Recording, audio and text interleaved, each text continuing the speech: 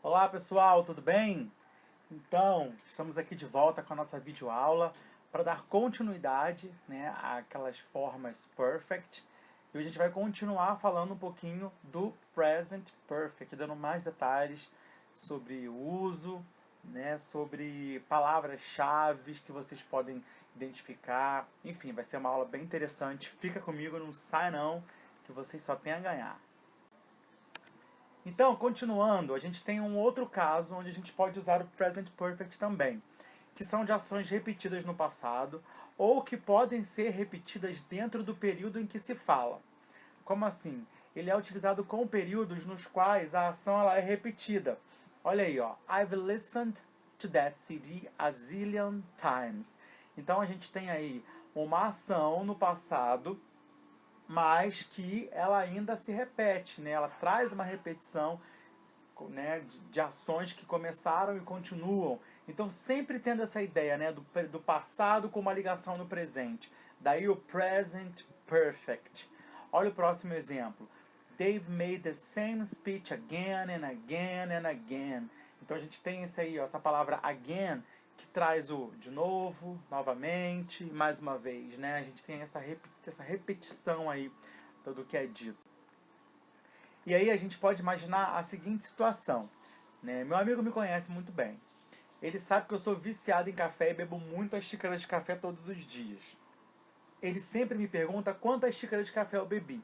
Se ele me vê às 11 horas da manhã e quer saber quantas xícaras eu já bebi em inglês, a pergunta seria da seguinte forma: How many cups of coffee have you had this morning?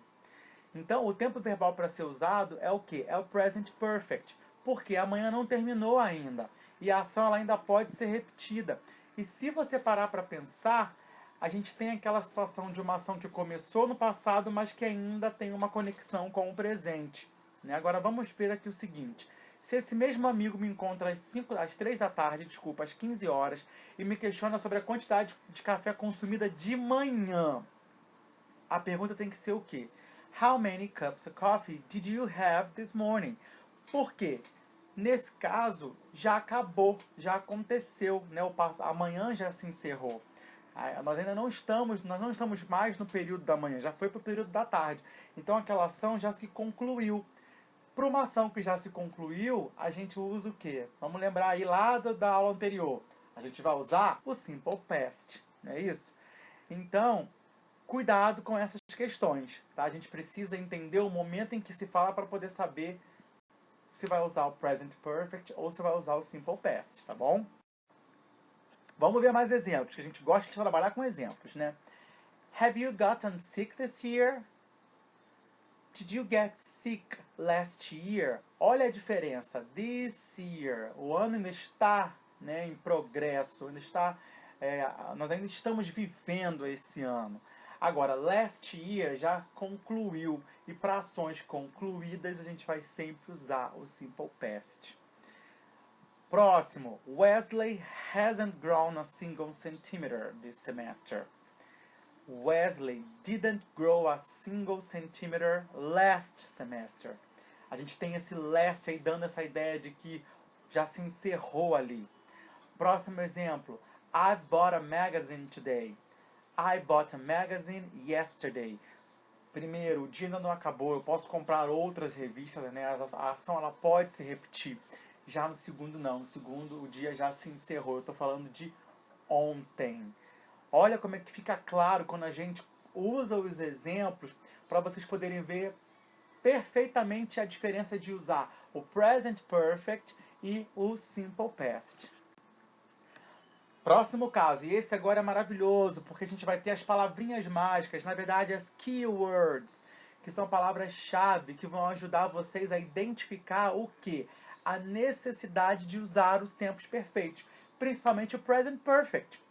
É interessante que em um exercício de completar as lacunas com o tempo apropriado dos verbos, elas vão facilitar o trabalho de vocês de uma forma surpreendente.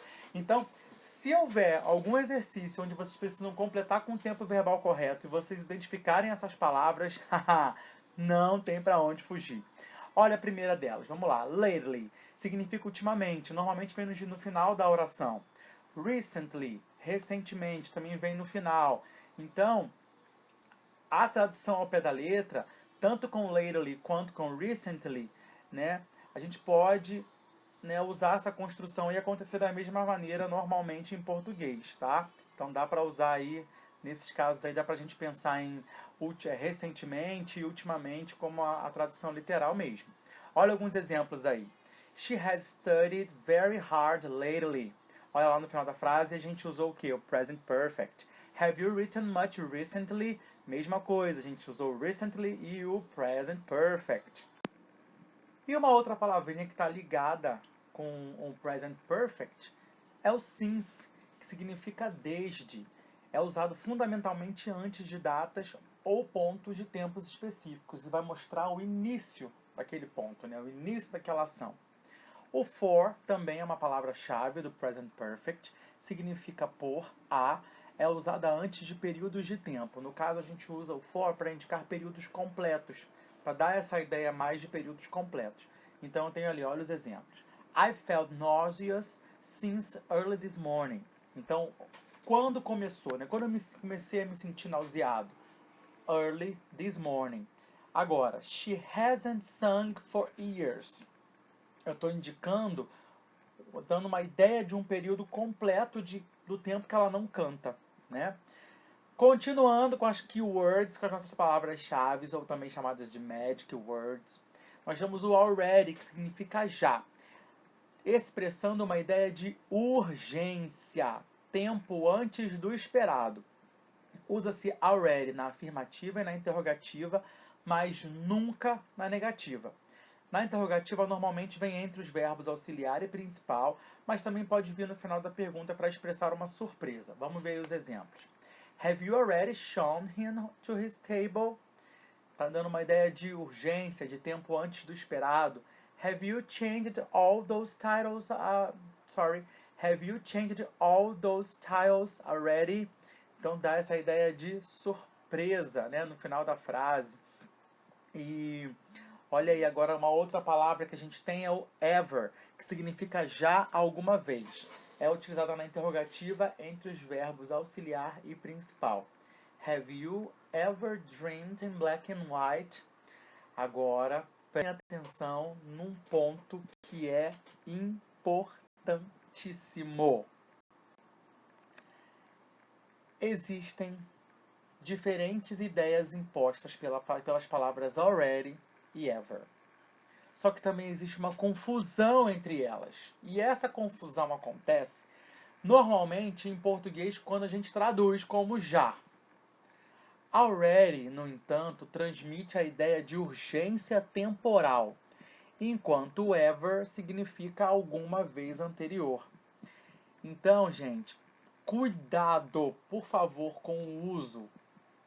Already traz essa ideia de urgência. Olha o exemplo aí, ó. Have you already studied? Traz a ideia de você já estudou, em referência a uma prova, por exemplo, que vai acontecer. Agora, have you ever studied? Dá essa ideia de que se você já estudou alguma vez na vida. Então, o ever traz essa ideia de tipo, em algum momento na sua vida você já realizou aquela ação. E o already não. O already traz mais a ideia de urgência. Então, cuidado, por favor. Never é uma palavra conhecidíssima por todos nós. Mesmo quem não fala inglês sabe o que significa never e adora falar. Claro, significa nunca, como todo mundo conhece. Só que qual é o grande ponto da palavra never? Ela já traz uma ideia negativa. Então, quando você usa o never, você usa o verbo principal na afirmativa. Você não precisa negar duas vezes, porque em inglês isso não acontece. Dupla negativa não existe em inglês. Vamos ver o exemplo.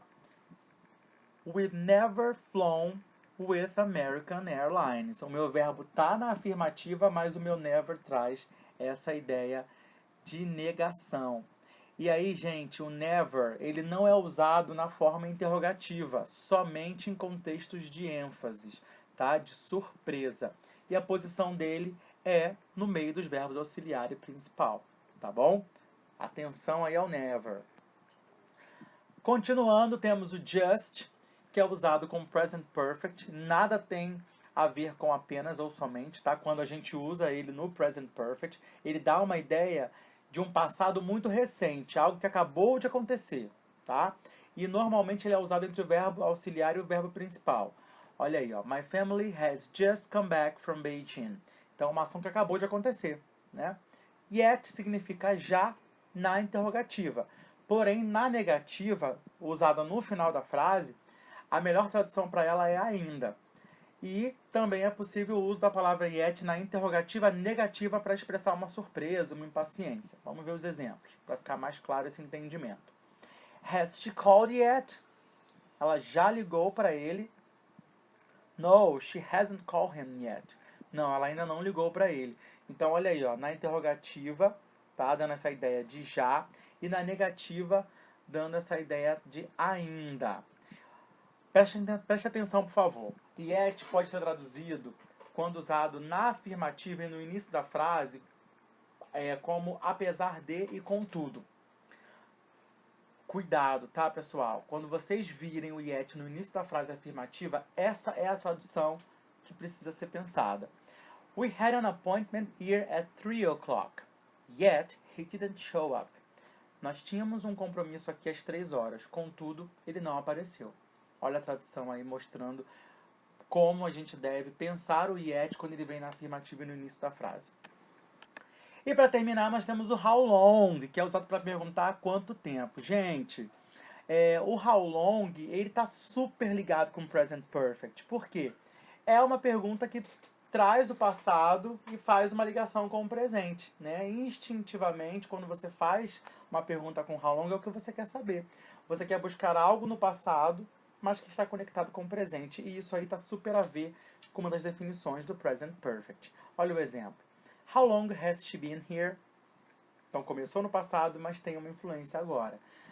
Pessoal, lembrando sempre para vocês, eu sempre falo aqui, não vou parar de falar, para a gente poder consolidar tudo que a gente aprendeu, a gente precisa fazer os exercícios da apostila. É extremamente importante. Tanto os exercises, quanto o Grammar in Context e o Further Practice. Então, mais uma vez eu digo para vocês, por favor, façam esses exercícios, tá bom? Foi um prazer imenso estar com vocês nessa videoaula. A gente se encontra na próxima, porque a gente ainda vai falar de present, das formas perfect, né? E a gente se vê lá, tá bom? Bye bye!